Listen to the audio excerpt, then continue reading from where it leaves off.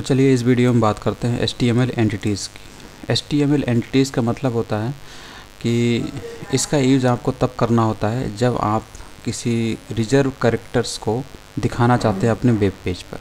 जैसे कि HTML में कुछ रिजर्व कैरेक्टर्स होते हैं जिनका आप डायरेक्टली इस्तेमाल नहीं कर सकते, तो उनको कैसे दिखा सकते हैं? उनको दिखा सकते हैं कैरेक्टर एंटिटीज़ की मदद से।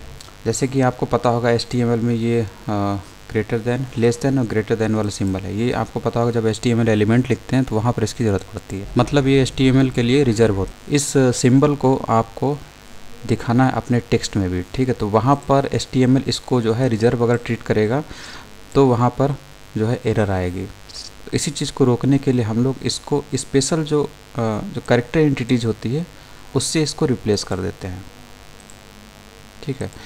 तो यही चीज़ है, character entities are use to display reserve characters in HTML में जो रिजर्व कैरेक्टर्स होते हैं, जैसे कि ये एग्जाम्पल ग्रुप में, तो इसको दिखाने के लिए हम लोग कैरेक्टर एंटिटीज़ का प्रयोग करते हैं।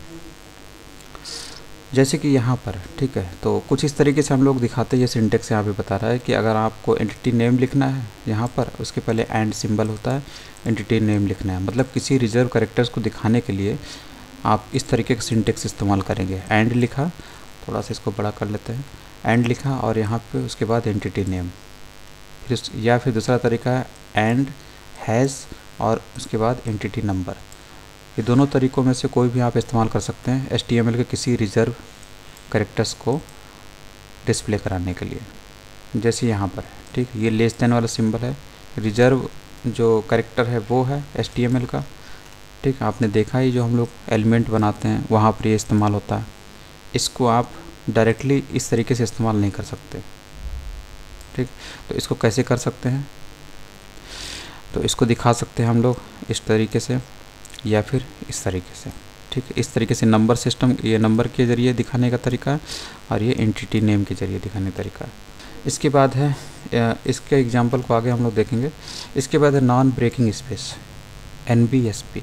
इसका मतलब है कि जो नॉन ब्रेकिंग स्पेस होता है वो आपका जो लाइन होता है, सेंटेंस होता है, उसको न्यू लाइन में ब्रेक नहीं करता है, ठीक है। यानी कि दो वर्ड्स सेपरेटेड हैं, नॉन ब्रेकिंग स्पेस थे, तो दे विल स्टिक टुगेदर, वो एक दूसरे से जुड़े हुए माने जाएंगे, ठीक है। वहाँ से कोई लाइन ब्रेक नहीं होती है, तो इसीलिए NBSP का इस्तेमाल किया जाता है। जैसे कि यहाँ पर एक वर्ड ये है और दूसरा वर्ड ये है, इसमें आपको एक स्पेस दिख रहा होगा, तो यहाँ से कोई लाइन ब्रेक नहीं हुई है। लाइन ब्रेक ना हो, लाइन ब्रेक को रोकने के लिए ये NBSP का इस्तेमाल किया था। मान लीजिए आपको 10 स्पेस प्रोवाइड करने अपने टेक्स्ट में, ठीक है, तो वहाँ पर क्या होता है, अगर आपने NBSP इस्तेमाल नहीं किया है तो वहाँ पर 9 जो स्पेसेस हैं उनको रिमूव कर दिया जाता है HTML के ज़रिए। HTML के द्वारा उस टेक्स्ट में 9 स्पेसेस रिमूव कर दिए जाएंगे और एक स्पेस को रखा जाएगा, ठीक है। तो ये उसका तरीका होता है। लेकिन अगर आप 10 के 10 स्पेस वहाँ पर देना चाहते हैं, जैसे यहाँ पर एक स्पेस है, ऐसे 10 स्पेसेस देना चाहते हैं, तो वहाँ पर आपको एंड NBSP का इस्तेमाल करना पड़ेगा, इस कैरेक्टर एंटिटी का इस्तेमाल करना पड़ेगा। इसके अलावा एक नॉन ब्रेकिंग हाइफन भी होता है जिसका नंबर ये होता है, ठीक, ये एंटिटी है। इसके ज़रिए भी आप हाइफन कैरेक्टर को रिप्रेजेंट कर सकते हैं, ठीक है, जिससे कि लाइन ब्रेक नहीं होती है। इसके बाद सम यूज़फुल कैरेक्टर एंटिटीज़ हैं, तो यहाँ पर यही सब हैं जिनको आप दिखा सकते हैं इस तरीके से। जैसे कि आपका एक कैरेक्टर है, कॉपीराइट वाला सिंबल है, ठीक, तो इसको दिखाने के लिए दो तरीके हैं, एंड कॉपी या फिर एंड हैज़ 169। इन दोनों तरीक़ों से आप अपने वेब पेज में इस कैरेक्टर को डिस्प्ले कर सकते हैं। जैसे अगर यहाँ पर हम लोग कॉपी की जगह नंबर सिस्टम इस्तेमाल करें तो हैज़ 169, इससे भी आपका यही आंसर आता है। इसके बाद है कंबाइनिंग डायक्रिटिकल मार्क्स।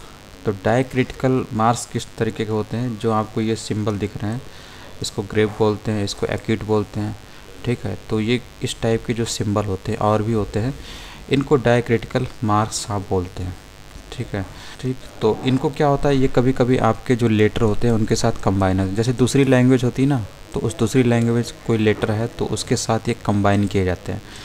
तो इनको कैसे रिप्रेजेंट करते हैं? तो इनको रिप्रेजेंट करने का कोई तरीका होता है, आपको इसके आगे A लिखना होता है, ठीक है, उसके बाद इस तरीके से आप रिप्रेजेंट करते हैं। जैसे कि ये आपका ये मार्क है और इसको इससे कंबाइन करना है, ठीक है, तो इस तरीके से आप लिखेंगे। ए एंड हैश और 768 इसका नंबर होता है। तो इससे आपका ये जो है करेक्टर इस करेक्टर में कन्वर्ट हो जाता है, जिसमें आपका डायक्रिटिकल जो मार्क होता है वो आ जाता है आपके अल्फ़ाबेट पर। इस तरीके से होता है। ये आपको याद रखना होता है, ठीक। तो इनको बोलते हैं डायक्रिटिकल मार्क। अंदर देख ले तो अंदर वही चीज़ है, इसके अलावा कुछ नया नहीं है, ठीक। तो इस तरीके से होता है। तो यहाँ पर ए के साथ आपने जो डायक्रिटिकल मार्क है उसको कंबाइन कर दिया, ठीक है। यहाँ पर आप कोई दूसरा सिंबल भी ले सकते हैं, जैसे कि हम लोग मान लीजिए हम लोग के को ले लेते हैं, तो के ऊपर आपका ये डायक्रिटिकल जो मार्क है वो आ जाएगा, ठीक। तो इस तरीके से